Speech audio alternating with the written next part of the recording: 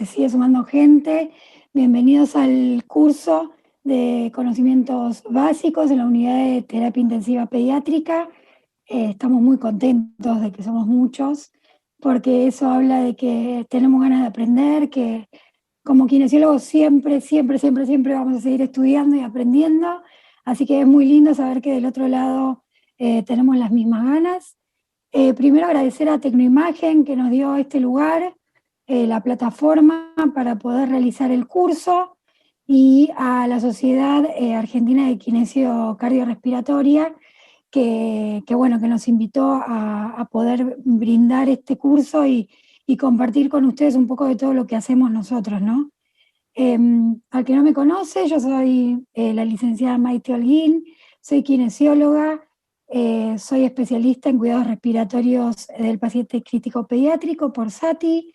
Actualmente trabajo en la clínica Zavala de Swiss Medical como coordinadora del servicio de kinesiología pediátrica, y soy la directora del grupo de trabajo de cuidados respiratorios pediátricos de la Sociedad Argentina de Kinesiología Cardiorrespiratoria.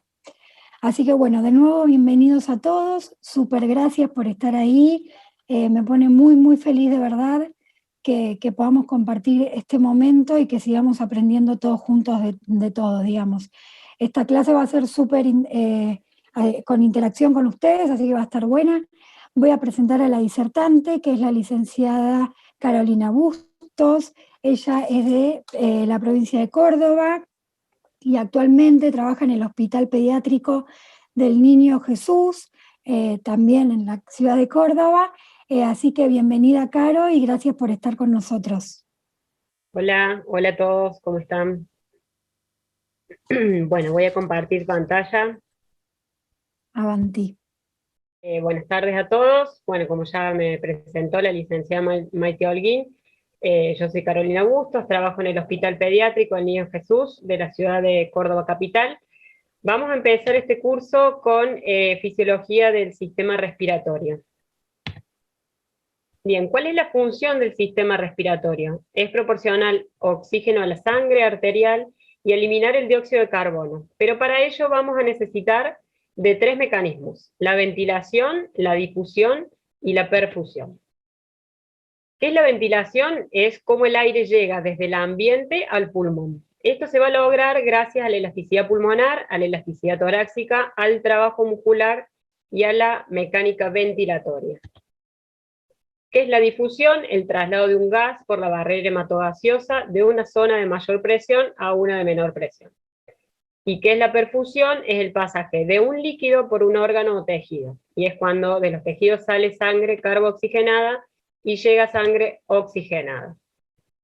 Estos tres mecanismos se van a dar dentro de la vía aérea y del pulmón, ¿sí? La vía aérea podemos dividirla en vía aérea superior y vía aérea inferior.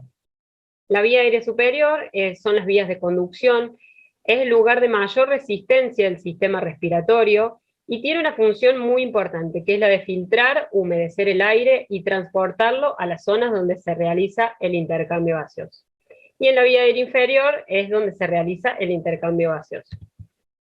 Después tenemos los pulmones, que son dos, que están separados por lóbulos, y en la imagen de aquí al costado podemos ver cómo ya en la unidad donde se realiza el intercambio, en el alvéolo, está rodeado de un canal vascular, que eso es muy importante para tenerlo en cuenta a la hora de pensar en el intercambio gaseoso, ¿sí? Tiene que haber un normal funcionamiento entre el alvéolo que lleva el aire y la parte vascular que va a llevar la sangre oxigenada o carbooxigenada. Entonces vamos a hablar de lo que es la relación entre la ventilación y la perfusión. ¿Sí? No todos los alvéolos ventilan de la misma manera, ni son similarmente irrigados. La relación ventilación-perfusión se da cuando un alvéolo se encuentra ventilado y el capilar es capaz de irrigarlo, ¿sí? Entonces vamos a empezar a hablar de lo que son las relaciones ventilación-perfusión, o lo que llamamos relación BQ. Tenemos la relación BQ, que es igual a 1, que es la normal, que es cuando ventila y perfunde. Tenemos cuando es una relación de 0, o también que lo llamamos Jun, que es cuando no ventila, pero sí perfunde, entonces ese alvéolo no puede hacer el intercambio del oxígeno que ha traído del ambiente porque no está ventilando. Entonces el capilar pasa con el dióxido de carbono que trae del metabolismo del cuerpo, pero no lo puede intercambiar y no puede llevar oxígeno a ese órgano, ¿sí? O también tenemos lo que se llama espacio muerto fisiológico, que es cuando ventila, pero no perfunde. Entonces, en este caso, el aire entra y sale, pero no tenemos ningún capilar que nos deje el dióxido de carbono y nos lleve oxígeno limpio para todos los órganos, ¿sí? No todas las zonas tampoco ventilan y se perfunden de la misma manera, ¿sí? Los vértices, esto es un diagrama que se llama de West, los vértices están mejor ventilados que perfundidos y las bases, por el contrario, están mejor perfundidas que ventiladas. Esto hoy en día se habla mucho por el tema de COVID y de los pacientes cuando se utiliza la ventilación en prono para intentar favorecer esas zonas que están poco ventiladas y perfundidas, para tratar de darlas vueltas y que se empiece a funcionar en esa zona donde no estaban funcionando los alvéolos, ¿sí? La respiración tiene un centro neurológico que lo va a ir controlando, que lo va a ir regulando, y es el que va a trabajar cuando vea que hay en el medio interno hay algún cambio que no está bien, ¿sí? Este centro respiratorio se encuentra en bulbo y en protuberancia. En bulbo tenemos el grupo respiratorio dorsal, que nos va a controlar la inspiración, el grupo respiratorio ventral, que nos va a controlar la expiración. En protuberancia vamos a tener el centro neumotáxico, que nos va a controlar la frecuencia y la profundidad de la respiración. Y esto, de ahí van a salir neuronas motoras que van a inervar de la médula cervical, que va a inervar al nervio frénico, que es el encargado de darle el impulso nervioso al diafragma, y a los nervios motores de la médula torácica, que inervan a los músculos intercostales, ¿sí? También tenemos los quimiorreceptores, que son receptores que se encuentran a nivel aórtico y carotidio, que lo que van a hacer, van a detectar cambios de concentraciones de oxígeno y de dióxido de carbono. Entonces, por ejemplo, si nosotros tenemos un aumento de dióxido de carbono, este centro lo detecta y le va a mandar la información a protuberancia para que aumente la frecuencia y empiece a elevar un poquito el dióxido de carbono. Bien, vamos a lo que nos interesa. ¿Cómo es la respiración? Es la inspiración y la expiración. En la inspiración es cuando nosotros ingresamos el aire dentro de los pulmones, ¿sí? Sabemos nosotros que hay una presión negativa entre las pleuras que se genera por el retroceso elástico que tiene el pulmón y que contrarresta a cómo se comporta la caja torácica, ¿sí? Entonces vamos a saber que la presión dentro de las pleuras de por sí es negativa, pero si a eso le sumamos la presión que va a ejercer el diafragma cuando se contrae, que desciende, va a tirar de la pleura visceral y va a generar que la presión dentro de las pleuras sea aún más negativa, ¿sí? Esta presión se va a trasladar también a nivel alveolar, que va a hacer que sea más negativa la presión alveolar, y con respecto al aire ambiente y con respecto a la presión que tenemos fuera a la boca, fuera de la boca, esta es positiva, esta es negativa, entonces el aire va a tender a entrar al pulmón, ¿sí? Además hace como si fuera un efecto de suctor el diafragma para que ingrese ese aire. A medida que va ingresando el aire, el pulmón se va llenando completamente de aire, y llegamos a un punto donde ya no se contrae más diafragma, no puede entrar más volumen de aire dentro del pulmón, y el pulmón trabaja como si fuera un resorte, ¿sí? Y empieza a desinsuflarse lentamente, y es cuando se produce pasivamente la expiración. Los músculos que ayudan que generan la inspiración, el diafragma es el que genera el 60% del total del aire inspirado. Después tenemos músculos accesorios que van a ir trabajando cuando el paciente tenga un esfuerzo, llámese esfuerzo porque tiene una patología o porque estamos en una actividad física exigida, ¿sí? Estos músculos son el esternocleidomastoideo, los escalenos, los pectorales, los músculos del ala de la nariz. Y en la parte expiratoria, el músculo que va a ayudar al esfuerzo en estos pacientes son los abdominales, los oblicuos y los rectos. ¿Por qué es importante hacer hincapié en esto? Porque si yo veo un paciente o una persona que tiene una enfermedad crónica que viene ya con estos músculos reforzados, yo ya voy a saber qué le está costando una fase de la respiración, sea que viene reforzado los músculos inspiratorios, entonces sabemos que le cuesta tomar aire, o si es los músculos abdominales, sabemos que le está costando largar el aire que tiene dentro de los pulmones, ¿sí? Acá vemos entonces, por ejemplo, en los dibujos, cómo el diafragma cuando se contrae desciende, ¿sí? Hace el movimiento de asa de balde de las costillas, que las eleva también el esternón, y eso lo que hace es aumentar el diámetro longitudinal y anteroposterior del tórax, entonces también gana capacidad esa caja torácica.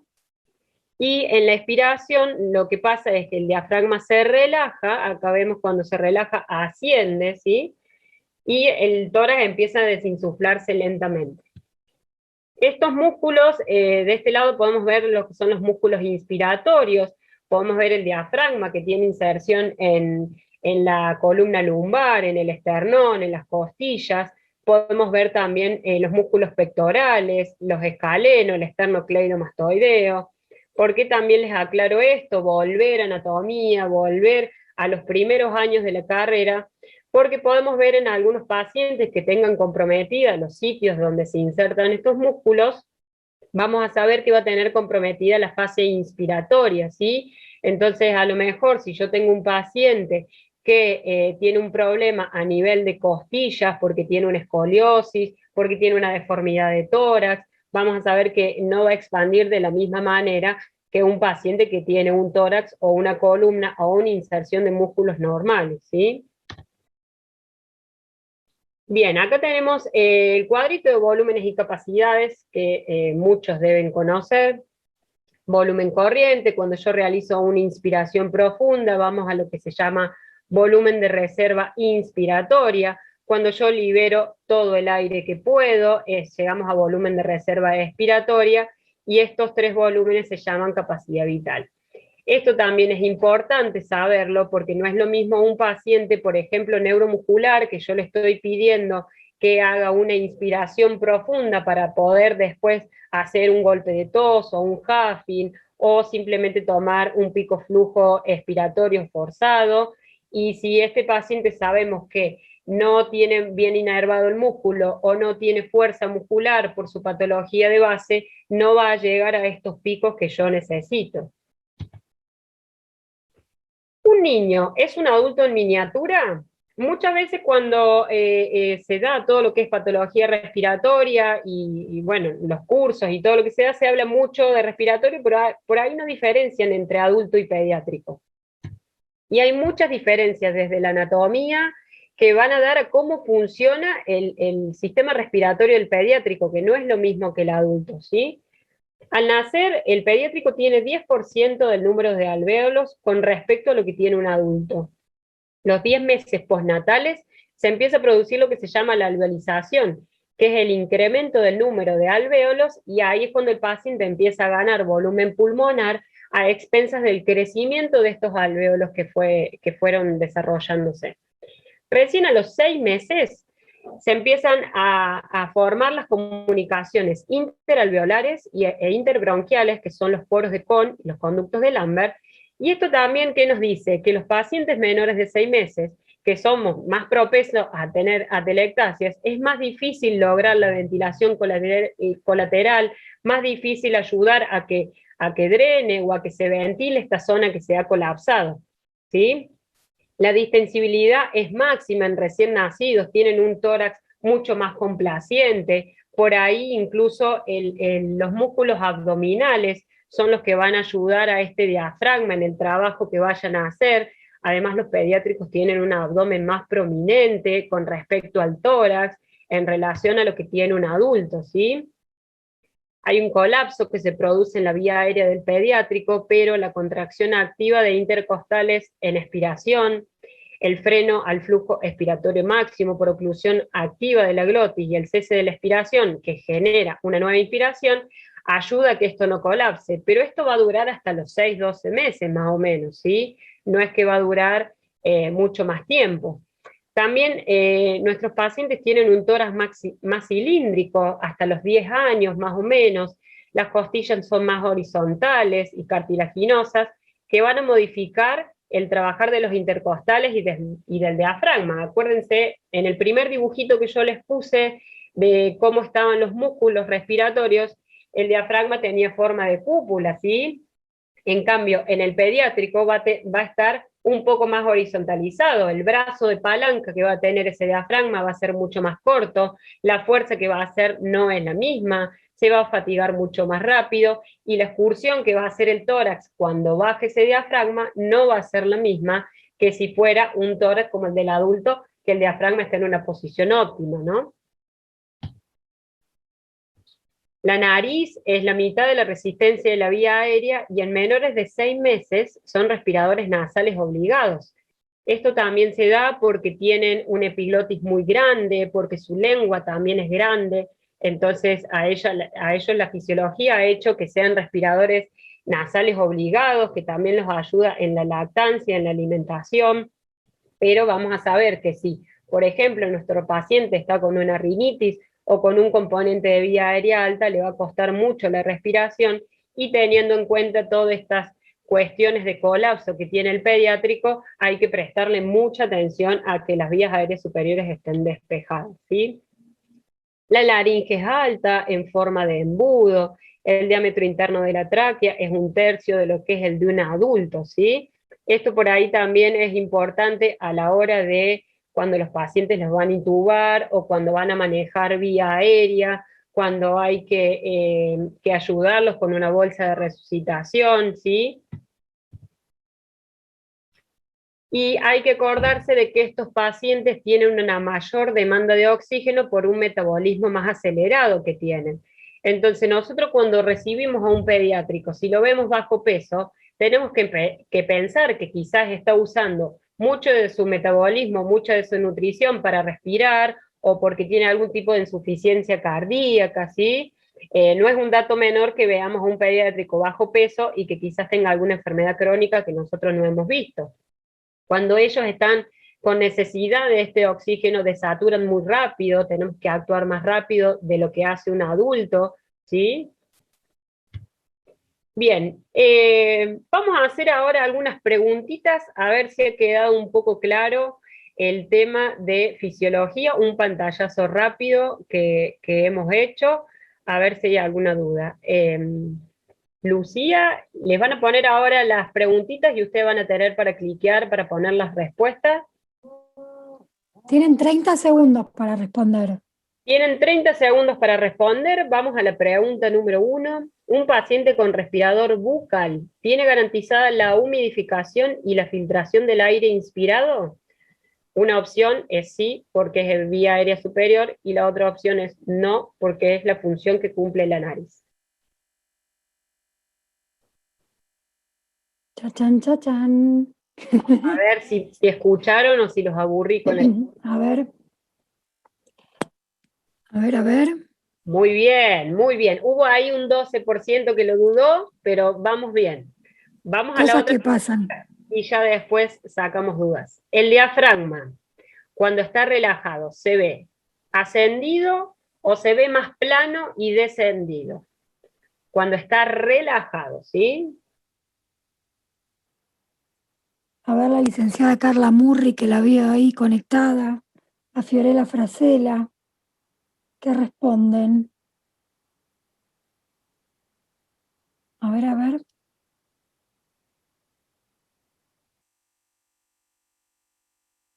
Acaba como una musiquita. Sí, ¿no? Muy bien. Cuando el diafragma está relajado, está ascendido. Vamos con la pregunta 3. El nervio frénico inerva músculos inspiratorios accesorios responsables del 60% del total del aire inspirado. ¿Verdadero o falso? Lorena Hernández, tenés que cliquear la opción en la pantalla, no escribirla en el chat.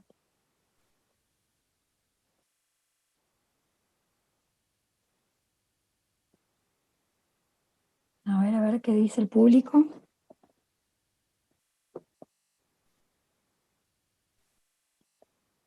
Vamos a ver, hasta ahora vienen bien, ¿eh? Ahí quedó. Uy, Quedó un un poquito la 50-50. duda, ¿sí? Bueno, vamos a sacar un poco de dudas. Cuando la pregunta 1, que la mayoría contestó bien, que preguntamos si en la respiración bucal tiene garantizada la humidificación y la filtración, dijimos que la nariz cumple esa función, va a filtrar el aire por las vellosidades que tiene, lo va a calentar por todo el espacio que tiene y la cantidad de sangre que irriga la zona de los senos. Entonces, nosotros, ¿cuándo tenemos que tener en cuenta esto? Una, cuando nuestro paciente es respirador bucal, cuando nuestro paciente empieza a tener tos, broncoespasmo, y puede ser porque no está usando la nariz para filtrar y calentar el aire, entonces la boca y la vía aérea inferior va a responder protegiéndose de esto, ¿sí? Otra cosa es cuando nosotros tenemos un paciente con traqueostomía o un paciente que esté intubado, vamos a saber que la función de la nariz no va a estar en su funcionamiento. Entonces tenemos que humidificar de alguna manera y si es necesario filtrar también el aire que entra. Digo si es necesario porque si el paciente está intubado, el aire ya va a ir directamente estéril desde el respirador. Pero es muy importante tener en cuenta la humidificación que nosotros vamos a hacer cuando se invade la vía aérea por medio de una traqueostomía o por medio de un tubo endotraqueal, ¿sí? Porque la función de la nariz no está, y es tan importante como mantener la correcta ventilación, ¿sí? Bueno, en la del diafragma, cuando está relajado, ¿cómo se ve? Esa estuvo bastante parejita. Yo le puse esta pregunta porque por ahí mucha gente cuando traen una radiografía suelen decir, no, pero el diafragma está bien, y lo ven al diafragma que está así, bien con una curva, y que es un tórax que tiene un volumen pequeño. Bueno, hay que prestar atención también a eso, porque si es un paciente que viene por dificultad respiratoria, que tiene una enfermedad neurológica de base, una parálisis cerebral o que ha tenido algún problema en su infancia, y le está costando meter estos volúmenes de aire, y yo veo esos pulmones, esos diafragmas así relajados, es para pensar si quizás este paciente no está funcionando bien el nervio frénico, o quizás el impulso nervioso que llega no es el adecuado, puede tener a lo mejor algún daño a nivel de protuberancia y bulbo que no manda bien la información, puede tener una parálisis diafragmática, ¿sí? Entonces, si nosotros sabemos que el diafragma me va a ingresar el 60% del aire inspirado, y este diafragma no está funcionando porque en las radiografías que tenemos se encuentra relajado en todas, bueno, prestemos la atención, entonces empecemos a buscar cuál es el problema que tiene este paciente, que por eso no ingresa el volumen de aire que necesitamos, ¿sí? Y acá en la pregunta 3 fue un poco tramposa, porque acá preguntamos, ¿el nervio frénico inerva músculos inspiratorios accesorios? No, recordemos que el nervio frénico inerva el diafragma, ¿sí? Y los accesorios no son los responsables del 60% del aire.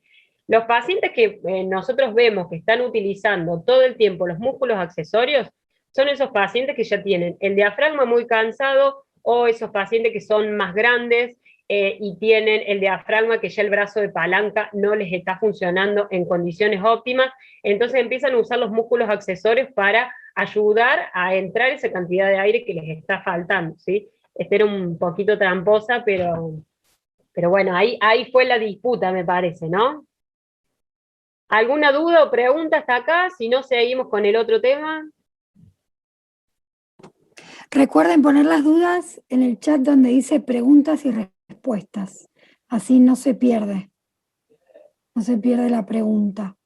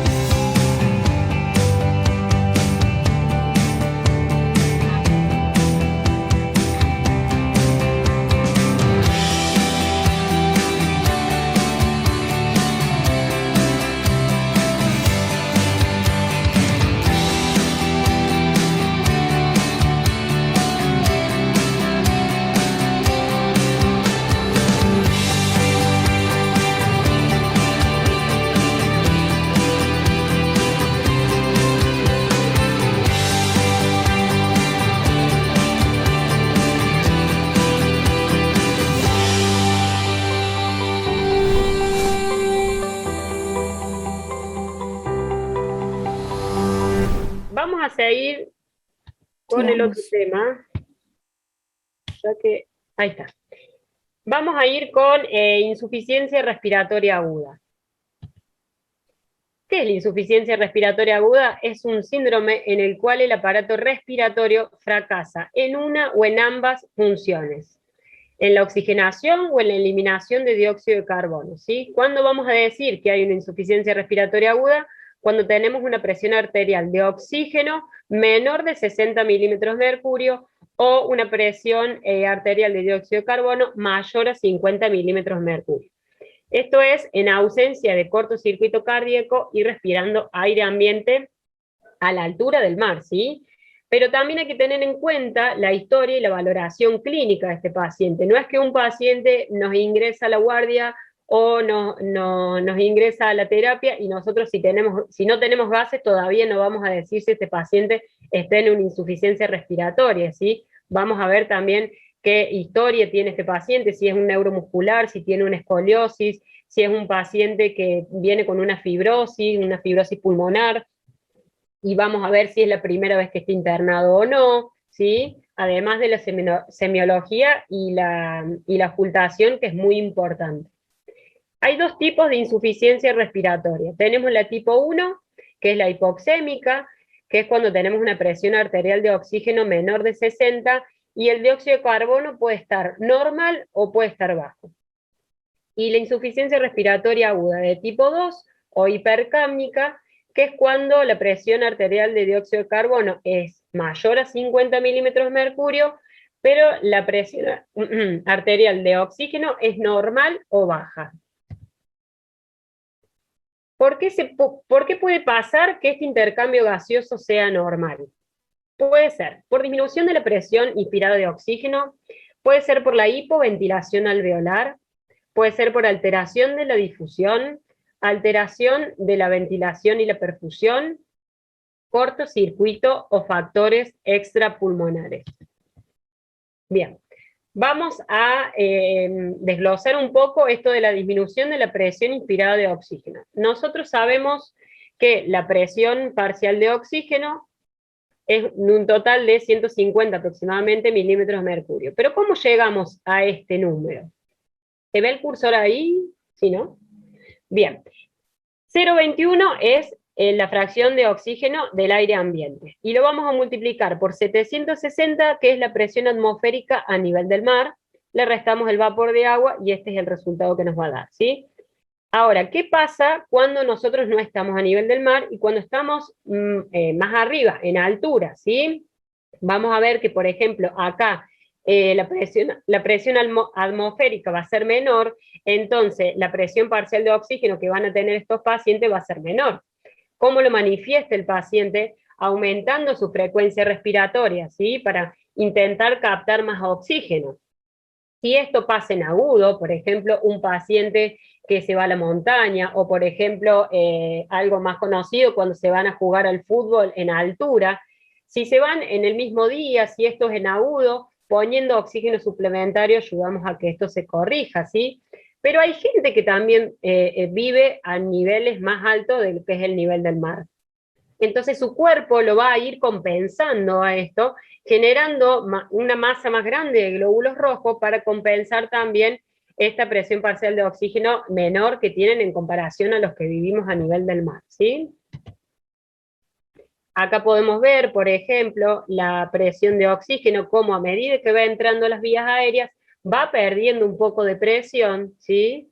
Y cuando llega a nivel alveolar ya está en 100 milímetros de mercurio, ¿sí? Acá vemos un alvéolo que tiene 100 milímetros de mercurio de presión de oxígeno, 40 de dióxido de carbono, y por diferencia de presión vamos a ver que se va a realizar el intercambio acá, ¿sí? Otra de las causas de intercambio gaseoso normal puede ser la hipoventilación alveolar, que es la incapacidad pulmonar para conseguir un volumen minuto capaz de mantener una presión de dióxido de carbono adecuado al metabolismo celular. Esto puede ser por depresión del sensorio, por falla de la bomba respiratoria, por inestabilidad de la caja torácica, por aumento de la resistencia de la vía aérea. Y acá nos vamos a detener un poco a hablar de cada una de estas cosas que pueden pasar. Falla de la bomba respiratoria es más o menos lo que hablamos recién. Un paciente neuromuscular, o un paciente que está fatigado, o un paciente que tiene una escoliosis, ¿sí? La bomba respiratoria no va a funcionar de la misma manera porque no tenemos las condiciones óptimas. Si yo tengo una escoliosis, los músculos no van a trabajar de la misma manera. Si yo tengo una enfermedad neuromuscular, ya sea a nivel del sistema nervioso central o a nivel del sistema nervioso periférico, no me va a ayudar a que este músculo se contraiga efectivamente y que me haga este efecto de succión el diafragma para que intente meter todo el aire posible, ¿sí? Entonces este paciente va a ingresar pocos volúmenes de aire o en algunos casos nada de volumen de aire, ¿sí? En la parte de depresión del sensorio, volvemos a lo que habíamos dicho de la regulación de la respiración, ¿sí? Que era por bulbo, por protuberancia, pero que también van a llevar, van a ir a los nervios hasta los músculos. Si yo tengo un paciente que recién lo sacamos de la ventilación mecánica invasiva, que estaba en un modo controlado, que estaba sedado, curalizado, y ahí nomás quiero que este paciente empiece a toser y a moverse, y no lo realiza porque en realidad todavía está un poco abstinente, puede que este paciente empiece a retener un poco de dióxido de carbono, y no es a lo mejor porque necesite nuevamente ventilarse, sino porque todavía no está suficientemente despierto para tener una óptima función de su sistema nervioso, ¿sí? O también puede ser en algún paciente que tenga un traumatismo de cráneo, que me pueda haber llegado a generar un derrame y que esto me produce la depresión del sensorio, ¿sí? Entonces, tener en cuenta que cuando hablamos de respiratorio no se trata solo de patologías que sean dentro del pulmón, sino que también hay que tener en cuenta esto, quién controla la respiración, si está intacto el sistema que lo controla y que lo regula, si esta caja que tenemos que cubre a los pulmones está en óptimas condiciones, si lo ayuda, lo acompaña al tórax o no lo acompaña en ningún momento para que pueda expandirse. ¿Sí? Bien, y en este caso lo vamos a corregir. Si tiene hipoxemia, lo vamos a corregir con oxígeno. Pero si tiene hipercapnia, lo vamos a ayudar con ventilación mecánica mientras resuelve su causa. Si es causa del sistema nervioso central, por ejemplo, porque tuvo un derrame, una hemorragia cerebral, bueno, esperar a que se solucione toda esa parte. Si es un neuromuscular, ver si se puede arreglar algo o tratar de titularle lo que este paciente necesita, o si es un paciente con una patología de tórax, ver si se puede operar o no, o tratar de hacer un posicionamiento correcto, ¿sí? Otra de las causas de intercambio gaseoso normal puede ser la alteración de la difusión, que esto es cuando hay un desequilibrio entre la presión parcial del gas, entre el alvéolo y la sangre capilar pulmonar, ¿sí? Pasa cuando hay un engrosamiento de la membrana alveolo capilar, por ejemplo en fibrosis, o cuando hay una disminución de la presión alveolar de oxígeno, ¿sí? Entonces, cuando hablábamos de ver este paciente, de ver cuando llega qué es lo que tiene, y no necesariamente decir, ah, mira, le voy a pedir gases para ver bien qué tiene, uno ya más o menos se va dando cuenta, ¿sí? Si es un paciente que tiene, por ejemplo, una fibrosis por un posviral o porque tiene una fibrosis quística, vamos a saber que va a estar alterada la difusión, porque la membrana, por ejemplo, en este dibujo tenemos un alvéolo que tiene la membrana normal, y acá podemos ver que está engrosada, ¿sí? Entonces el tiempo que tarda en difundir los gases va a ser un poco más, y en algunos casos ni siquiera va a difundir, ¿sí? Estos pacientes se van a manifestar con presión de oxígeno baja, pero el dióxido de carbono en algunos momentos puede llegar a ser normal, porque la permeabilidad que tiene el dióxido de carbono es 20 veces mayor que lo que tiene el oxígeno, ¿sí? Así que también vamos con esto, el oxígeno no tiene tanta permeabilidad a nivel de la membrana, entonces nos va a costar más también recuperar a este paciente. Vamos, otra causa puede ser la alteración de la ventilación y de la perfusión. Se acuerda que hablamos al principio que no solo nos basta tener un alvéolo, sino que también hay que tener un capilar para que venga a buscar el contenido que trae de aire este alvéolo, y para él dejarle el dióxido de carbono que le quedó resultado del metabolismo de todo el cuerpo, pero no siempre estas relaciones son normales, ¿sí? es la causa de hipoxemia más frecuente en la edad pediátrica. Acá podemos ver en las zonas de West, en el vértice que hay capilares cerrados, en la zona media que el flujo depende de la diferencia de la presión arterial y alveolar, en la zona basal que el flujo va a depender de la diferencia de la presión arterial y de la presión venosa, ¿sí? Las bases son las zonas donde tiene mayor flujo. Y hay un fenómeno que se produce que se llama vasoconstricción hipóxica, que es cuando disminuye la presión alveolar de oxígeno, se va a generar una vasoconstricción arteriolar. ¿Esto qué significa? Disminuyó la presión de oxígeno que yo tengo dentro del alveolo, entonces el vaso que va a pasar ahí no va a poder intercambiar mucho oxígeno, entonces se va a cerrar para que esa sangre vaya a otro alveolo que esté mucho mejor ventilado, ¿sí? Es como una compensación que hace el sistema respiratorio. Estas alteraciones pueden pasar en pacientes con obstrucción bronquial o con asma, con obstrucción vascular, con una enfermedad intersticial como una neumonía, ¿sí? Otra de las causas puede ser que este paciente tenga un cortocircuito pulmonar. Es cuando la sangre retorna al sistema arterial periférico sin haber pasado por áreas ventiladas. Entonces, puede ser en pacientes que tienen cardiopatías congénitas, en colapso alveolar o atelectasias, en alvéolos ocupados como en una neumonía, y en este caso, si al paciente le ponemos oxígeno, poco va a resolver y vamos a necesitar aplicarle presión positiva al final de la expiración, ¿sí? Vamos de nuevo a lo que dijimos, que cuando nos ingresa un paciente lo importante es saber la historia de este paciente, si el paciente sabemos que tiene una cardiopatía congénita o no, o si lo sospechamos por la radiografía o por la historia que tiene de que quizás este paciente a la hora de alimentarse se agita mucho, empieza con mucha sudoración o que no tiene un peso adecuado, ¿sí? Y por último, lo que tenemos son los factores extrapulmonares, ¿sí? Hay un aumento de la extracción tisular de oxígeno, y esto puede ser porque hay una disminución de la disponibilidad de oxígeno, por caída del volumen minuto, que el paciente esté en shock, por aumento del consumo de oxígeno, o por disminución del contenido arterial de oxígeno, como por ejemplo en una anemia. Entonces, en estos casos, al paciente va a haber que reanimarlo del shock, y si es necesario, por ejemplo, en una anemia, va a haber que transfundirlo, ¿sí? ¿Están dormidos? ¿Están aburridos? ¿Cómo vamos? ¿Bien? Bueno, acá les hice... Vamos súper, Caro, está re interesante. Genial. Acá, bueno, esta es la fotito de un pacientito con una escoliosis congénita, ¿sí? Que llega a la guardia por dificultad respiratoria, que presenta saturación de oxígeno de 91% aire ambiente, ¿sí? Vamos a ir un poco uniendo todo esto que veníamos diciendo. ¿Qué tipo? Vamos a hacer las preguntitas y después Lucía las va a poner, ¿sí?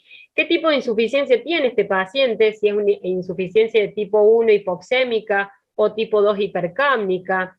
¿Qué genera este intercambio gaseoso anormal? Si es la disminución de la presión inspirada de oxígeno, o es la hipoventilación alveolar, o la alteración de la difusión. Y si coloco oxígeno y empieza a saturar 96, pero su mecánica no mejora, ¿por qué puede llegar a ser? ¿Sí? Acá tienen unos minutitos para ir contestando. La idea es ver si entendieron, si quedó más o menos claro. Por ahí uno cuando piensa en respiratorio piensa en solo lo pulmonar, no piensa en todo lo que también influye en el sistema respiratorio, como es el sistema nervioso central y periférico, cómo es la parte muscular, cómo es la parte osteomioarticular, de la caja torácica, de la columna. Volví a repetir la pregunta, Caro, o en realidad el paciente. El paciente con escoliosis congénita que llega a la guardia por dificultad respiratoria y presenta saturación de oxígeno de 91% aire ambiente. Bien, ahí respondemos las tres. Vayan respondiendo. Estas respuestas son anónimas, así que no hay problema, pongan lo que a ustedes les Nadie parezca. los deschaba, nadie los deschaba. Yolanda, tenés que tocar las respuestas en la pantalla.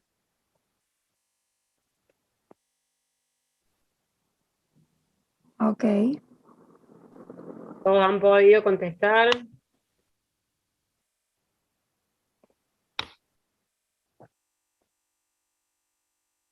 Bueno, a ver, ¿qué Bien, respondimos? ¿qué tipo de insuficiencia tiene? Tipo de insuficiencia, tipo de insuficiencia respiratoria aguda. Tipo 1 era la hipoxémica y tipo 2 dijimos que es la hipercámnica, ¿sí? A ver, en este paciente que nosotros ya sabemos que tiene una escoliosis congénita, que vamos a saber que su ventilación no va a ser óptima, porque sus músculos no están en óptimas condiciones, ni tampoco su caja torácica se va a expandir como corresponde. Este paciente probablemente si yo ahora le saco unos gases, tenga una CO2 elevada, ¿sí? Un dióxido de carbono elevado. ¿Por qué? Porque no está ventilando adecuadamente, tiene zonas en donde no le está llegando el aire, porque la bomba muscular no está actuando de la mejor manera. Esta desaturación que tiene este paciente probablemente sea porque tiene unidades alveolares que no están reclutadas, ¿sí? Entonces, principalmente este paciente lo que tiene es una insuficiencia respiratoria de tipo 2, ¿sí? Hipercámnica, que habíamos dicho que era cuando tenía el dióxido de carbono alto y el oxígeno podía estar normal o disminuido, ¿sí? Esto también para que vayamos afinando un poco el ojo sin tener que decir todo el tiempo, bueno, no, si no le saco gases, yo no sé qué tipo de insuficiencia es. Vamos a guiarnos también por la historia que trae este paciente y por la semiología, la ocultación y toda la historia que lo acompaña. ¿Qué genera el intercambio gaseoso normal? Ahí no llegué a ver la respuesta. No sé si Lucía se puede volver a poner. Ahí está, gracias. ¿Qué genera ese intercambio gaseoso normal? Disminución de la presión inspirada de oxígeno, hipoventilación alveolar o alteración de la difusión. Ahí es hipoventilación alveolar, no sé si Sí, hubo un estaba error. mal tipeado, puede ser. Pero bueno, para sacar la duda, disminución de la presión inspirada de oxígeno, ¿por qué? Si este paciente está a nivel del mar, si no es que ha viajado, no es que ha ido a altura, está respirando la misma fracción inspirada de oxígeno que nosotros y la misma presión de oxígeno. Lo que tiene este paciente es que no tiene fuerza y no tiene una caja torácica que acompañe el movimiento inspiratorio, ¿sí?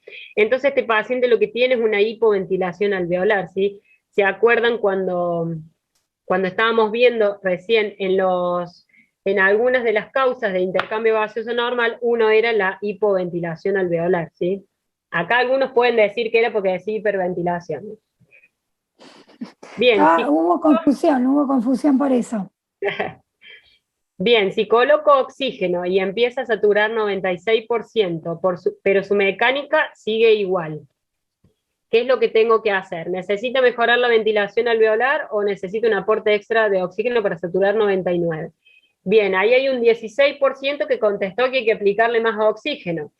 La idea no es que pruebes con el paciente, pero si le llegamos a poner más oxígeno, nuestro paciente va a saturar 100%, quizás tenga una presión arterial de oxígeno de 200, ¿sí? Pero va a seguir teniendo la misma CO2, va a seguir con su dificultad para respirar, porque en realidad sus quimioreceptores le están diciendo que hay mucho dióxido de carbono y que lo tiene que eliminar de alguna manera.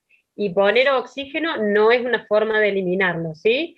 Entonces, ¿qué nos queda también de moraleja en este caso? Una, tener en cuenta de que no siempre todo se va a arreglar con oxígeno, sino que la ventilación son las dos cosas, ¿sí? Ingresar oxígeno y eliminar dióxido de carbono. Si el paciente no lo está pudiendo eliminar, también estamos fallando y también su medio interno nos va a estar avisando todo el tiempo de que hay algo que no funciona bien, entonces estos pacientes van a estar con una frecuencia respiratoria elevada, tratando de lavar ese exceso de dióxido de carbono que hay, ¿sí? Además va a compensar, bueno, riñón, aumentando bicarbonato y va a traer otros trastornos en este paciente. Entonces, si nosotros vemos a un paciente que sabemos que tiene una insuficiencia respiratoria de tipo 2, si le ponemos oxígeno probablemente enmascaremos lo que él realmente le está pasando, que es el problema de lavar el dióxido de carbono. Entonces, mucho cuidado con los pacientes que tienen este tipo de insuficiencia, llámense neurológicos o que sean pacientes que tengan depresión del sensorio o que tengan una enfermedad osteomioarticular en todo lo que es caja torácica o a nivel muscular, porque nosotros ponemos oxígeno, satura 99 y nos vamos contentos, pero no todos tienen para medir cuánto dióxido de carbono está exhalando este paciente, cuánto tiene a nivel sanguíneo. Entonces el oxígeno cuando empiece a bajar nos va a decir que cada vez está perdiendo más unidades alveolares, ¿sí? Porque si yo no tengo fuerza para que este diafragma baje, para que se llene todo de aire, el alvéolo que no le entra aire se empieza solito a cerrar, porque el pulmón siempre tiende a cerrarse, ¿sí? Entonces, a este paciente poniéndole oxígeno en un alvéolo cerrado, no le genero nada. Lo que sí voy a ayudar es si yo le pongo una presión para que ese alvéolo se abra, entonces ahí me puede ayudar en el intercambio gaseoso. Él me trae el oxígeno y el capilar le puede llevar el dióxido de carbono que traía del metabolismo del cuerpo, ¿sí? ¿Alguna acotación, Maite, que quieras hacer? ¿Alguna duda o pregunta? No, vamos bárbaro. Y cuando terminemos, les voy a leer todas las preguntas que están haciendo, que algunas son bastante interesantes y van a despejar dudas también. Pero continúa, Bien. Caro, que venís bárbaro. Sí, sí,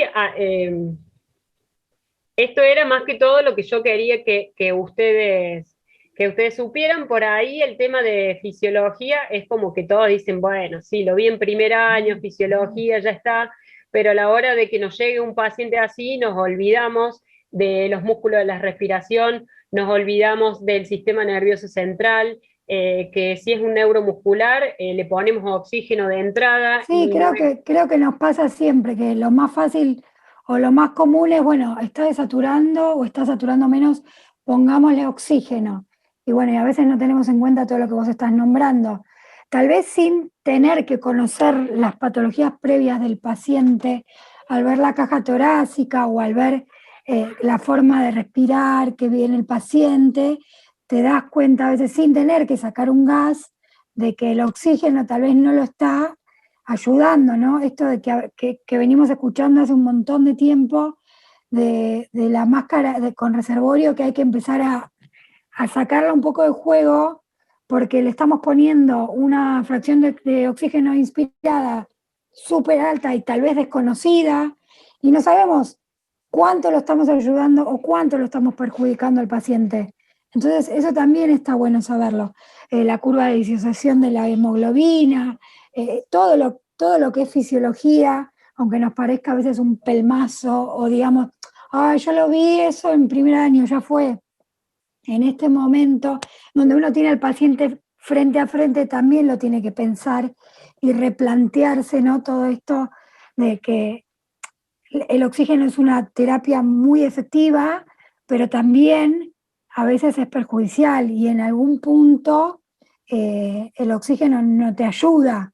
Entonces, tener en cuenta todo lo que vos estás nombrando, de que existen dos tipos de hipoxemia, me parece súper importante para recordar y para llevar a casa que cuando el paciente llega hipoxémico no es solo que le falta oxígeno o está desaturando por esto, sino porque pueden llegar a pasar otras cosas que no estamos viendo y que algunos no tenemos la posibilidad de, como vos decís, tal vez no tengo la forma de, bueno, le saco un gas y veo cómo viene ese gas.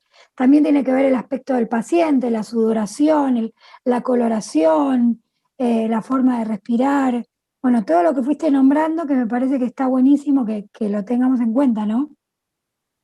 Sí, y también esto de que por ahí mucha gente, muchos colegas te suelen decir, no sé, el paciente está bien, pero además satura 100. Entonces es como que decir que satura 100 es un parámetro de tranquilidad, y creo que, bueno, ya somos varios los kinesiólogos que por más de que sature 100, si tiene una mecánica que no es la adecuada, nos descompensa, creo, un poco más, porque sabemos que quizás hace mucho tiempo que este paciente está enmascarando la dificultad que tiene con el oxígeno que se le aplicó, ¿sí? Entonces, tener en cuenta esto para también abrir un poco más la cabeza, no ir siempre a lo mismo por una cuestión de rutina o por lo que se hace, sino también pensar en qué es lo que puede llegar a tener este paciente, teniendo en cuenta de que no solo es pulmón, no solo es oxígeno y no solo es broncodilatador, ¿sí? Acá también está buena no sé si alguna vez lo escucharon, seguramente sí. Cuando uno le pone oxígeno, terapia suplementario al paciente, tener en cuenta el índice de SAFI, que habla de la saturación, y la FiO2, ¿no? Porque tal vez yo tengo al paciente con una máscara con reservorio, que digo, bueno, le estoy enviando 80% de FiO, y, no, pero satura 100, está re bien. Sí, bueno, pero le estoy enviando mucha FiO para que él pueda saturar 100, y tal vez 100 no sabemos en cuánto está su saturación en realidad de oxígeno en sangre, en arteria, porque tal vez está saturando 100, pero tiene una PO2 o de 200 y tiene hiperoxia y lo estamos perjudicando, o tal vez tiene 80. ¿No? Entonces, también algo que venimos escuchando hace mucho tiempo es el 97 es el nuevo 100, ¿no? Sí, y Que también no necesitamos pensando, que el también paciente sature 100.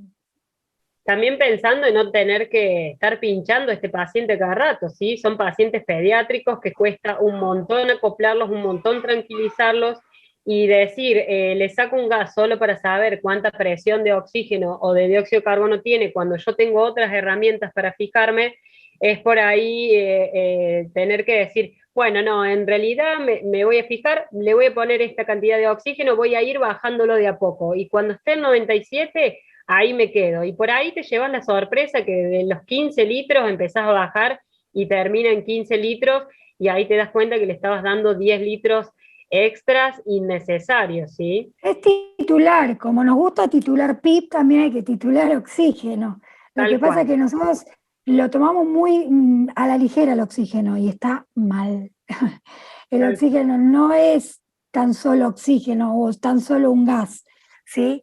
Es un gas medicinal que a veces aporta algo y a veces perjudica al paciente. Si querés, Caro, podemos ir leyendo porque se van juntando preguntas, voy a ir leyendo, Vamos con las voy a ir preguntas. abriendo. Y mientras abro, quiero saludar personalmente a Ruth Vogel, que es una amiga de mi familia, que la veo conectada, que nos está viendo. Hola, Ruth.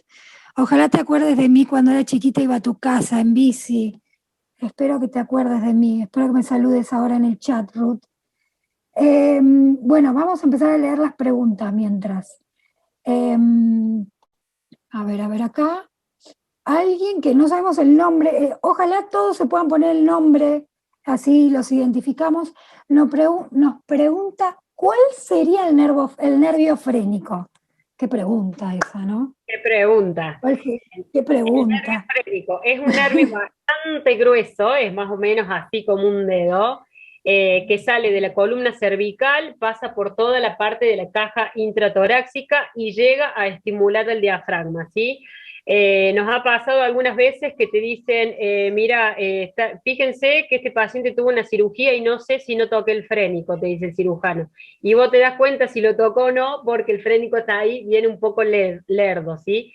Así como tenemos todos los nervios que salen para inervar a algunos de los músculos, bueno, el frénico es el específico que va a inervar el diafragma, ¿sí? Y sale de columna cervical, para tener en cuenta si hay un paciente que tiene, por ejemplo, una lesión medular a nivel cervical, bueno, vamos a saber que el diafragma no va a estar funcionando bien, ¿sí? Bien, muy bien. Hay que agarrar los libros de vez en cuando igual, ¿eh? El nervio frénico. Chicos, por favor. Eh, Acá María Lucila nos pregunta, igualmente la definición es gasométrica, ¿no? Creo que se refiere a la A la hipoxemia, definición, a la definición de insuficiencia respiratoria, me debe ser parece que eso. sí, me parece De que todas sí. maneras, si vos tenés un paciente que ingresa y que vos no sabés si está hipoxémico o hipercámnico, no le vas a sacar el gas ahí, pero en algún momento se lo vas a tener que sacar, ¿sí? O hay también patologías que de entrada vos sabés si esta es una patología hipoxémica o hipercámnica. Cuando se estudian enfermedad por enfermedad, a vos te enseñan que es la insuficiencia que genera esa patología. De todas maneras, también podés fijarte, vieron que en las diapositivas yo puse cómo se iban corrigiendo cada una, algunas se corrigen con oxígeno y otras no. Bueno, entonces vamos a saber que las que son insuficiencia respiratoria aguda de tipo 2, que son las hipercámnicas, con oxígeno no se corrige, ¿sí? Porque la CO2 va a ser igual. El caso de este paciente que pusimos al último, que el paciente saturaba bien, saturaba perfecto, tenía puesto el oxígeno, pero su dificultad respiratoria seguía. Entonces ahí nos dimos cuenta que él estaba necesitando lavar dióxido de carbono y por eso aumentaba su frecuencia respiratoria, pero cada vez se estaba cansando más, su músculo se cansaba más y por eso la dificultad aumentaba, ¿sí? Bien. Pregunta Melina Calvo. ¿Por qué las atelectasias en pediatría suelen ser en el lóbulo superior derecho? Bien. Nosotros tenemos los pulmones, que son como si fueran dos globitos, ¿sí? Y en la parte de abajo es mayor la superficie que la que tiene la de arriba, que es menor, ¿sí? Si bien nosotros sabemos que la ventilación está garantizada a nivel de los vértices, acordémonos de que el pulmón siempre tiende a retraerse, ¿sí? El pulmón va a ceder el lugar ante todo. Si yo tengo líquido entre las pleuras, el que se corre es el pulmón. Si yo tengo aire entre las pleuras, como en un neumotórax, el que se corre es el pulmón, ¿sí? Él siempre dona su lugar y se va a hacer más chiquitito, ¿sí? Y donde empieza a cerrarse es en los vértices, porque es el lugar donde tiene, donde es más chiquito, ¿sí? Donde es más fácil que empiece a hacer las atelectasias, que empiece a cerrarse, ¿sí? Perfecta la explicación, Caro. ¿Quién más pregunta? Hay un espectador anónimo. Ah, Pregunta, ay, ¿sería una insuficiencia si satura 91%? el paciente, el caso que dimos, ¿y por qué no? Si tenemos la insuficiencia respiratoria, dijimos que la insuficiencia respiratoria era cuando el sistema respiratorio no llegaba a realizar bien las funciones que tenía de oxigenar y de liberar dióxido de carbono. Entonces, si el paciente no oxigena bien o no tiene un buen intercambio del dióxido de carbono, no lo libera, es también una insuficiencia que sería la de tipo 2, ¿sí? Los pacientes neuromusculares, cuando ya empiezan a desaturar, por ejemplo los pacientes que son paralíticos cerebrales, empiezan a desaturar es cuando ya tienen mucha CO2 y cuando ya sus unidades alveolares empezaron a cerrar muchas, ¿sí? Entonces ya ni siquiera el oxígeno les alcanza, pero si le sacas un gas a ese paciente, vas a ver que tiene un dióxido de carbono aumentado. O a lo mejor, si no le sacas el gas a ese paciente y lo trabajas con una bolsa de resucitación, con una AMBU, dándole presión positiva, vas a empezar a ver que el paciente sube la saturación, si aún así yo no le pongo oxígeno, ¿sí? La sube porque yo le recluto alvéolos que le ayuden a liberar esa CO2 que tiene retenido dentro de su sistema respiratorio, ¿sí? También hay que tener cuidado con la bolsa de resucitación de Ambú, con los pacientes neuromusculares, porque al darle presión, el paciente se siente más cómodo y una vez que yo le saco el Ambú, empeora su situación. Entonces hay que saber cuándo usarla y cuál va a ser el siguiente paso, ¿sí? No es solo el Ambú y veo qué pasa, ¿sí? Jorge González pregunta, ¿la BNI se podría utilizar en pacientes con hipoxemia hipóxica? Sí, ¿por qué no? O sea, cuando vos vas a aplicar en realidad una terapia, siempre tenés que preguntarte por qué la aplicarías. Entonces, por ejemplo, yo a este paciente, mi duda sería, ¿por qué le aplicarías BNI? La BNI sabemos que lo que da es presión. Yo le puedo poner oxígeno o no, pero lo que yo voy a estar dándole al sistema respiratorio es más que todo presión, ¿sí? Ya sea para reclutar unidades alveolares, para tratar de abrir una telectasia o para suplir el trabajo muscular de este paciente que se nos cansó y se nos fatigó porque estuvo muchas horas haciendo un trabajo muscular con sobreesfuerzo, ¿sí? Entonces, en realidad, no es que yo tengo esto, lo pongo para esto y esto lo pongo para esto, no. Yo tengo que ver qué es lo que necesita el paciente hoy de mí y con respecto a lo que necesita, voy a ver qué es lo que le aplico. A lo mejor ese paciente ponerle BNI con oxígeno, ¿sí? Pero hay que ver si necesita esas presiones o no. Bien, perfecto. Igual no se adelanten, no spoileen, que en las próximas clases vamos a hablar de todo esto, ¿sí? David nos pregunta, sí, nos pregunta, ¿es correcto decir insuficiencia ventilatoria aguda en vez de insuficiencia respiratoria aguda? Bien, ahí vamos a la definición de lo que era ventilación y lo que es la respiración, ¿sí? La ventilación dijimos que era la entrada y salida de aire, que se va a dar si yo prendo un ventilador en mi casa, lo que estoy haciendo es ventilar el ambiente, ¿sí? Ya cuando hablamos de respiración, estamos hablando de intercambio gaseoso entre un órgano y entre la sangre, ¿sí? Entonces estamos hablando de otra cosa. Si yo lo que quiero decir es que este paciente tiene una insuficiencia ventilatoria, yo voy a interpretar que el problema que tiene es para entrar y sacar el aire, que el intercambio quizás lo tiene optimizado. Pero si yo digo que es una insuficiencia respiratoria, voy a saber que el paciente puede tener problemas para entrar el aire o problemas para hacer el intercambio gaseoso adentro, ¿sí? Dentro del pulmón. Bien. ¿Entendió? Sí, súper clara. Danis pregunta nuevamente, teniendo en cuenta que la respiración, el proceso se da intracelular en la mitocondria. No entendí tu pregunta, Danis. No, capaz que Ah, él continuaba.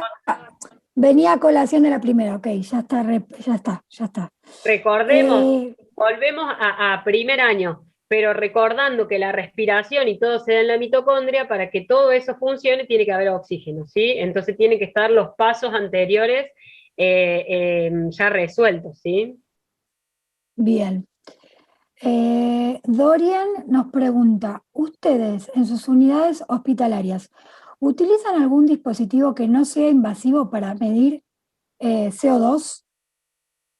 Sí, existe, En mi lugar de Dorian. trabajo no tengo. Nosotros tenemos, son bigoteras, hay varias, pero una es una bigotera que mide la CO2 a un monitor.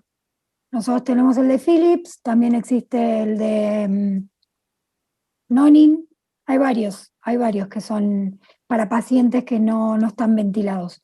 Y también tenés el que son parches de medición de CO2. Sí, el Ese también es no transcutáneo. invasivo. Exacto. Ay, otra vez el espectador anónimo pregunta, en este caso, el nene siempre va Nombre. a tener... Claro, pongan los nombres, chicos, me pone nerviosa. En este caso, el nene siempre va a tener hipercapnia. Este nene, ¿qué podemos hacer nosotros como kinesiólogos con este nene?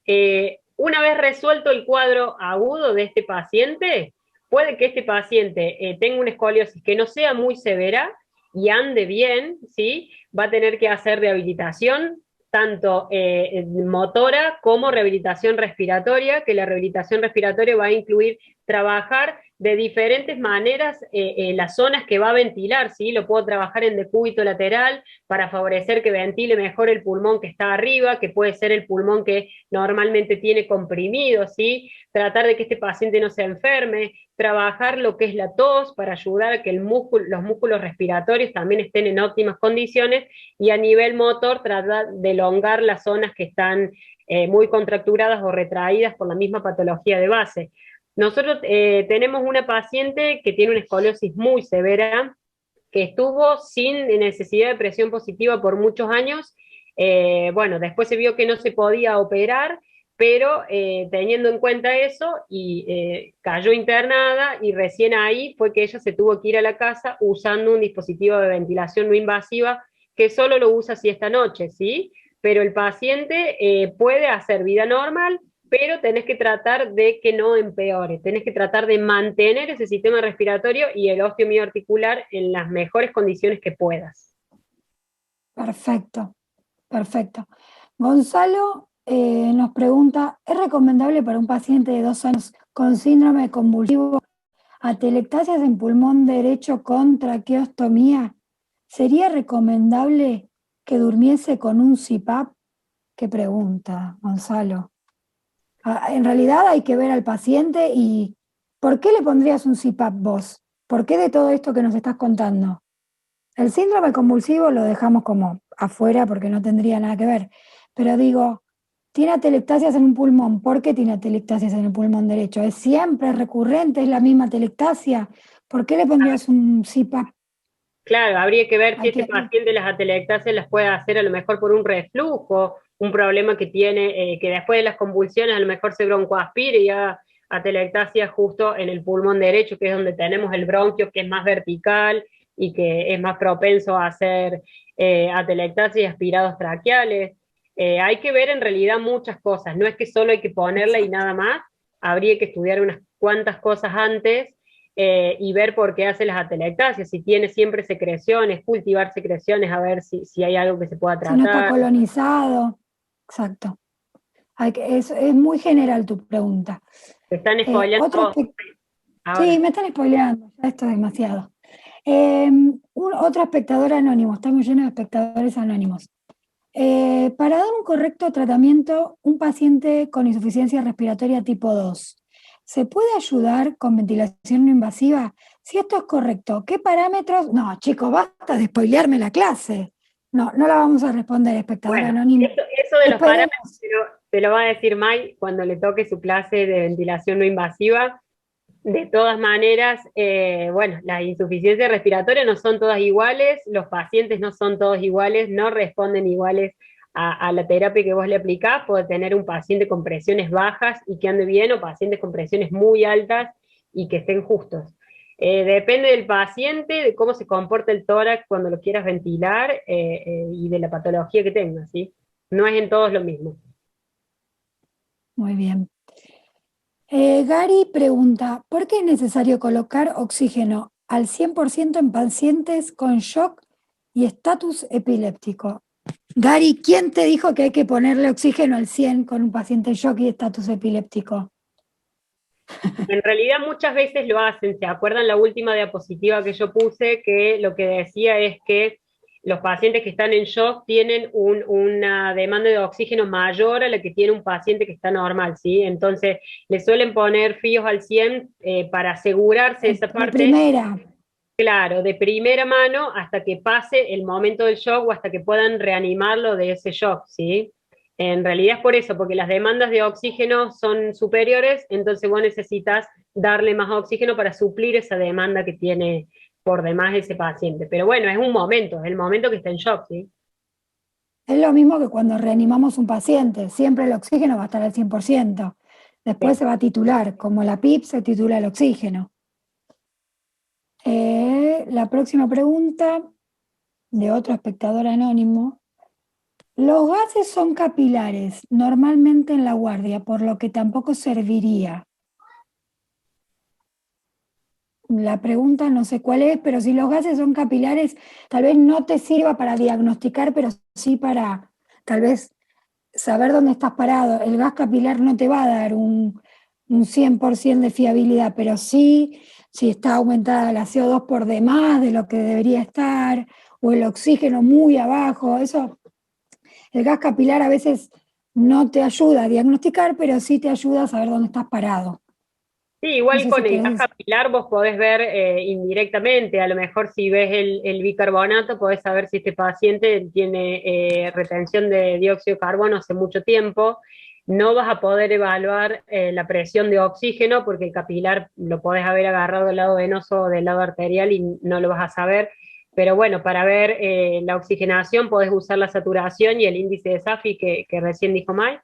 Y el dióxido de carbono y el bicarbonato podés ir sacándolos indirectamente, ¿sí? No es que nosotros sacamos más que todo capilares y nos vamos guiando por eso, a no ser que sea el paciente que está muy grave y que ahí sí ya se saca arterial, que es el paciente que ya está invadido, pero si es un paciente que está despierto en la sala o terapia intermedia, no le vas a pinchar la arteria que te vas a ganar el odio y el disconfort del No, niño. y que además el paciente va a llorar, ese gas tampoco va a ser súper fiable porque va a estar a los gritos llorando.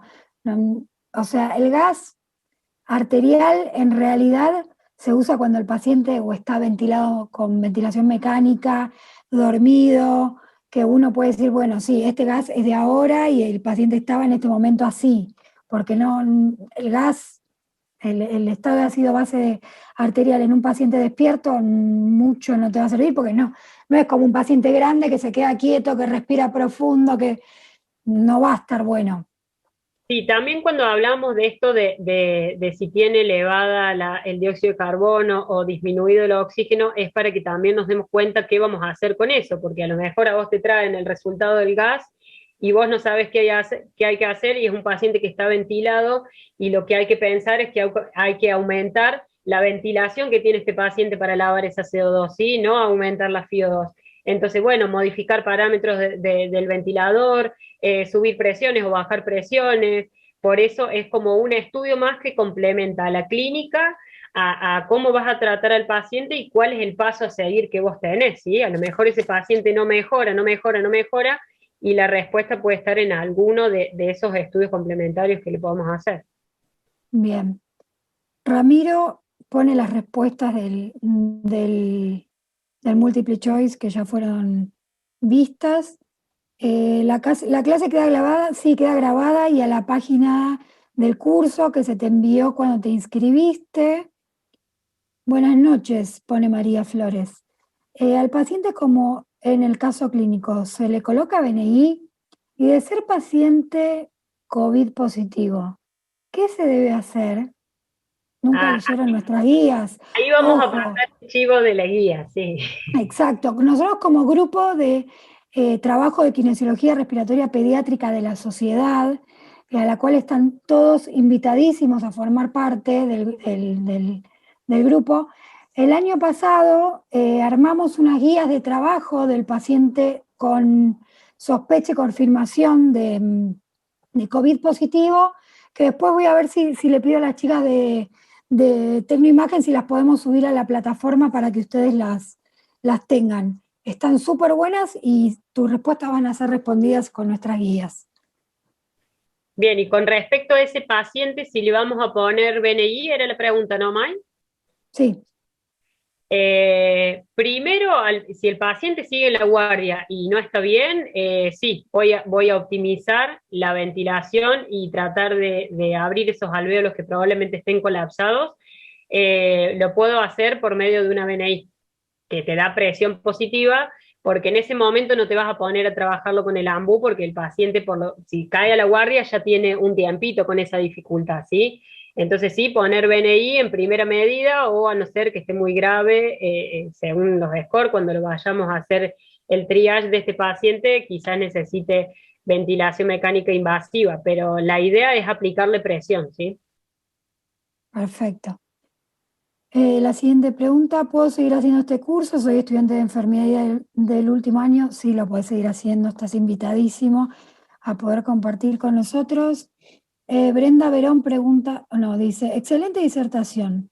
Nos recuerda la importancia de la semiología y el conocimiento de la anatomía y fisiología de la persona sana para poder detectar lo patológico. Excelente, Brenda, es real, es lo que decíamos anteriormente.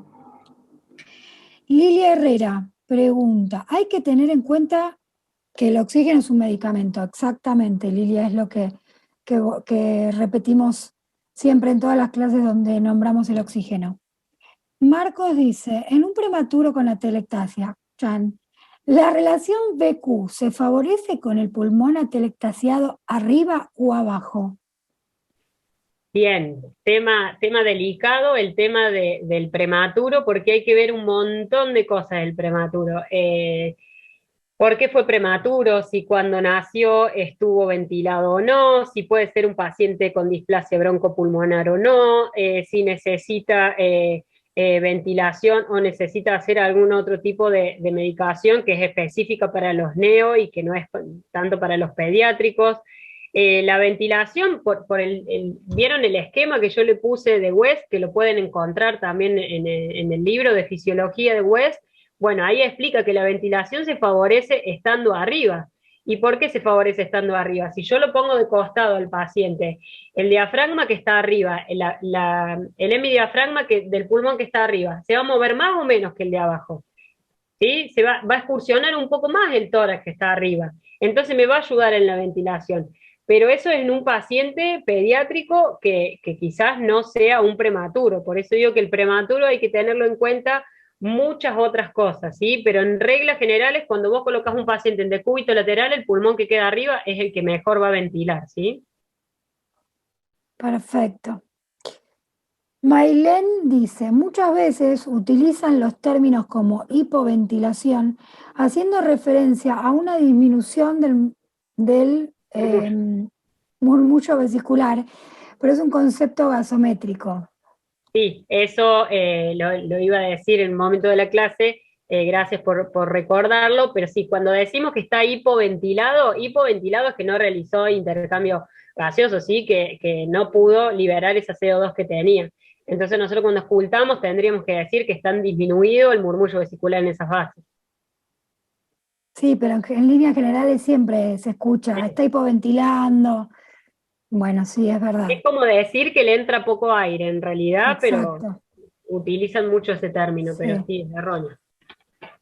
Rosa, que ya nos había saludado, creo que Rosa es de Mendoza, nos dice, el paciente puede saturar en los parámetros normales desde 96 a 100, pero es por un mecanismo compensatorio que tiene para compensarse. Puedo tener un paciente pediátrico que sature bien, pero su mecánica respiratoria está mal, se puede agotar y entrar en paro cardiorrespiratorio.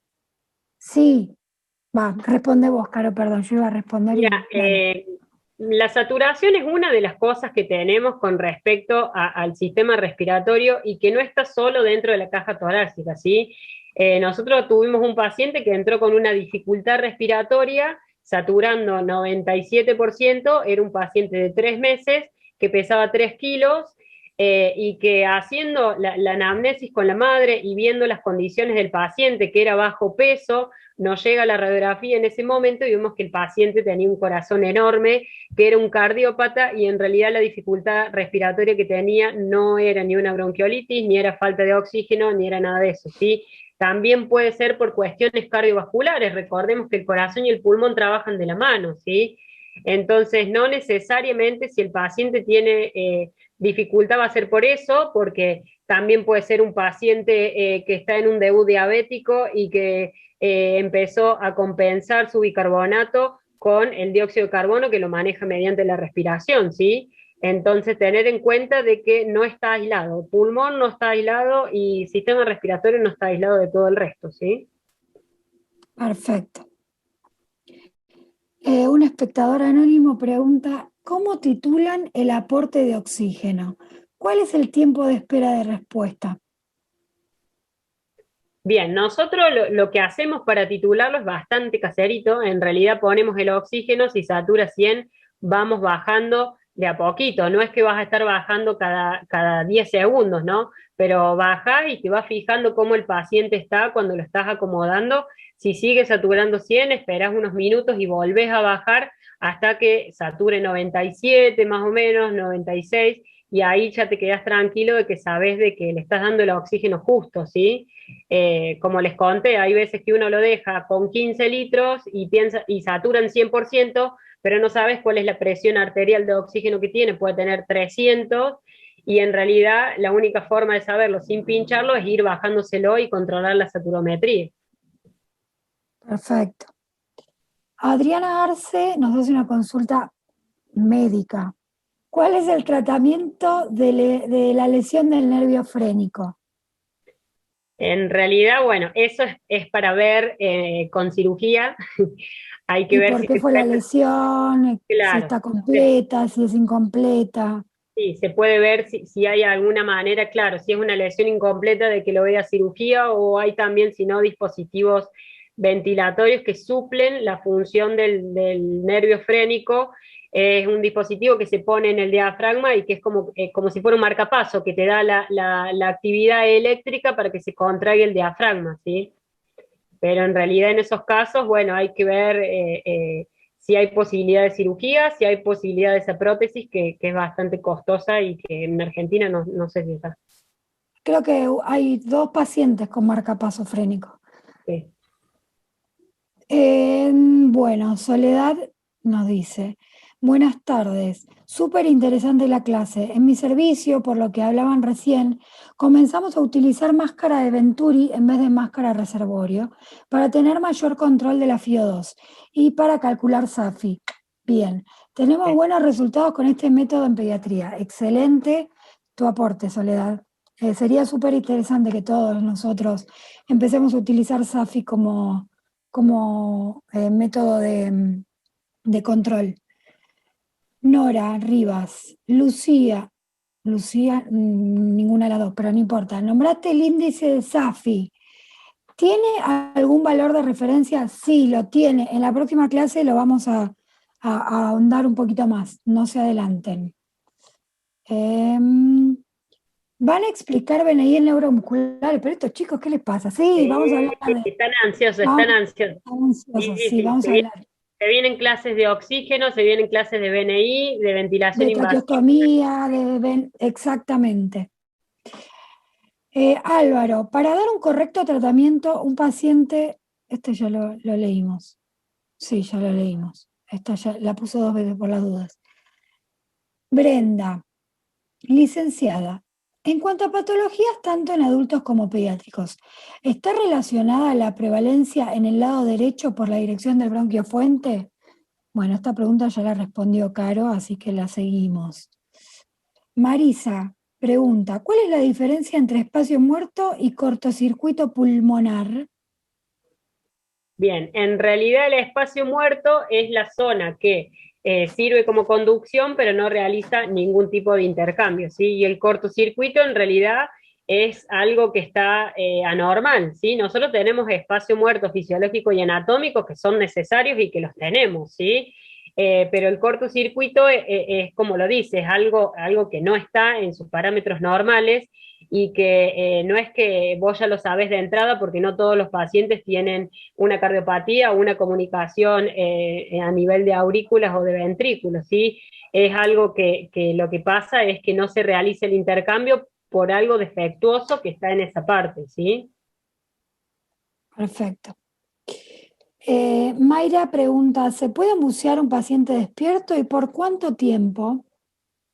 Bien, mi pregunta sería ¿por qué lo irías a bucear al paciente si está despierto? Yo, por ejemplo, trabajo con algunos pacientes neuromusculares o, por ejemplo, esta chica que les conté de la escoliosis, y cuando lo trabajo, en realidad vos lo que haces es ayudar a la inspiración, esa es tu idea. Entonces, si voy a ayudarlo en la inspiración, si el paciente coordina, le tengo que pedir toma aire y ahí yo largo la presión inspiratoria del ambú y si no, yo ir viendo el movimiento torácico, ¿sí? Y el tiempo en realidad depende de lo que vos, el tratamiento que vos le vayas a hacer. O sea, si es un paciente que lo estás ambuceando porque, no sé, tenés que conectarle el respirador o porque lo estaban reanimando, bueno, depende del tiempo que tardes en hacer eso. Pero si es para hacer un tratamiento, depende de lo que tardes en hacer el air stacking, por ejemplo, que son 3 ciclos, esperás y haces la expiración, o si no, hasta que el paciente mueva secreciones. Pero si está despierto, siempre tenés que coordinar la respiración con el paciente porque si no es totalmente desagradable. Bien. Laura nos pregunta, ¿qué intervenciones son las más óptimas para barrer el CO2 con pacientes pediátricos? Y en realidad, no es que vos digas que en pacientes pediátricos más que en adultos te va a ayudar para lavar CO2 una cosa o la otra. Vos tenés que fijarte qué tipo de paciente es. Si es un paciente que viene de la casa y que está reteniendo CO2, bueno, fijarme si tiene una correcta higiene bronquial, porque por ahí son pacientes que si están acostados todo el día o están llenos de secreciones y no tienen mucha fuerza muscular, pueden que esté reteniendo CO2 porque está llena de secreciones la vía aérea. Si es un paciente pediátrico que lo estamos sacando de la sedación, del winding de sedación o lo estamos despertando, optimizar esa parte. Si es un paciente obeso, tratar de sentarlo, levantarlo y favorecer la ventilación con cambios de cúbito, con marcha, movilizarlo. En realidad, yo creo que depende más del paciente, de qué es lo que tiene el paciente, que si es pediátrico o adulto, ¿sí? Perfecto. A ver, la próxima pregunta de Anaí. Dice, igualmente con PCO2 y PO2 normal, por clínica, ¿uno puede considerar también que el paciente se encuentra en insuficiencia respiratoria aguda. Sí, en realidad vos vas suponiendo, creo que la pregunta va a eso, vos vas suponiendo que tiene, qué tipo de insuficiencia tiene y la vas a confirmar con los gases, ¿sí? Sabés que si el paciente te cae a la guardia es porque tiene una dificultad para respirar y tiene una insuficiencia que significa que el sistema respiratorio no es suficiente. Tu pregunta es saber si no es suficiente para oxigenar o no es suficiente para ventilar y lavar CO2, ¿sí? Pero lo vas a confirmar con los gases de todas maneras. Bueno, vamos apurando la respuesta porque nos recontraextendimos. Pregunta Ana, cuando el causal es abundante secreciones atrapadas, no entiendo el causal. El causal de la insuficiencia respiratoria será, y bueno, si tiene muchas secreciones, higiene bronquial, todo lo que se pueda, ya sea si es un paciente en domiciliario, bueno, instruir a la familia o a los cuidadores en cómo se va a aspirar al paciente y empezar a pensar por qué tiene tantas secreciones, ¿sí? Cultivar, ver si a lo mejor hay algún germen que le está generando ese aumento de secreciones, o si hay un reflujo que le está generando que el pulmón responda con secreciones todo el tiempo, pero sí, puede ser. En los pacientes que son EGNE es muy común de que tengan muchas secreciones y por eso tienen el dióxido de carbono alto, ¿sí? Además de porque no ventilan en óptimas condiciones. Perfecto. Estoy leyendo así por arriba todas las preguntas que vienen. Muchas tienen que ver con las próximas clases de oxigenoterapia, de CAFO, de ARM, de BNI. Sigo. ¿Cuándo va a ser la próxima clase? Cuando se inscribieron les llegó toda la información. Por favor, chequen los mails, que ahí van a encontrar toda la información. Muy buena, interesante la clase, excelente disertación. Gracias por compartirlos. Bueno, todos te felicitan, Caro, estuvo muy buena la clase. Te saludan desde Paraguay, desde Ecuador, desde Perú, desde, bueno, toda Argentina.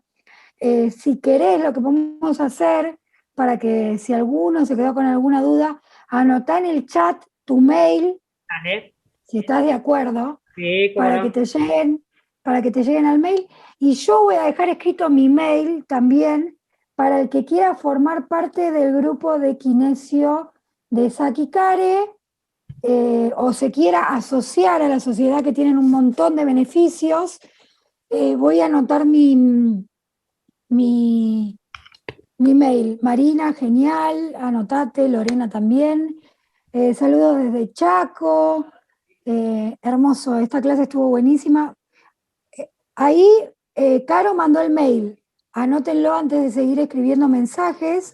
Yo voy a anotar el mío para que Bueno, me personalmente me escriban. alegra que les haya gustado la clase porque por ahí, como les decía al principio, anatomía, fisiología, es como que uno los termina viendo por arriba y hace falta hacer un refresco de toda la información porque son cosas que la vemos día a día y que nos vamos acostumbrando a actuar de alguna manera y por ahí no siempre es la correcta.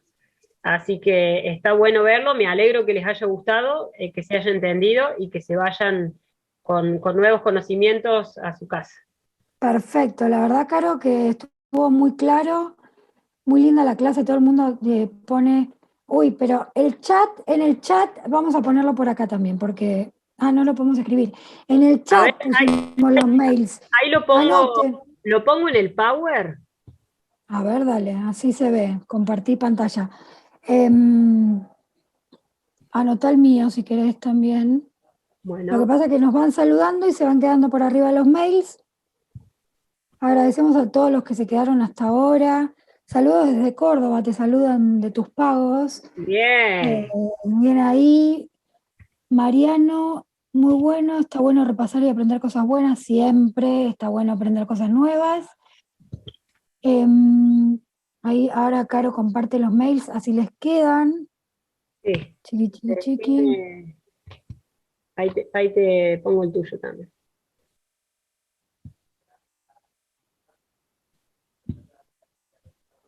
Esperen que les voy a decir de qué es la próxima clase,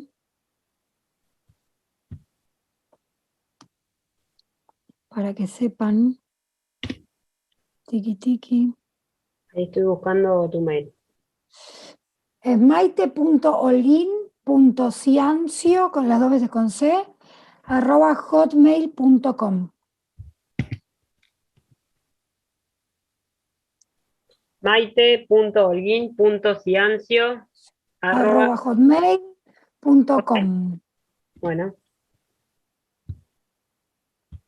Ay, Caro, te ponen que sos la mejor kine de Córdoba, lejos. vamos. De parte de Emma y Gaby, aguante, Caro. Bueno, el próximo encuentro es el próximo jueves y va a estar a cargo del licenciado Federico Caldini y vamos a hablar de oxigenoterapia convencional. Así que todas las dudas que quedaron de oxígeno van a ser para la próxima. ¿Pusiste los mails? Ahora voy a poner compartir Por pantalla. favor, porque no pueden esperar más, quieren los mails. Ahí Ahí va, se ve. ahí está. El de Ahí arriba es el de Caro y el de abajo es el mío. Saludos desde Venezuela, qué lindo, Venezuela. ven. Choroní, Tucacas, qué lindo. Corroborá si está bien el tuyo, May. Está perfecto el mío. El mío Bien. está perfecto, sí.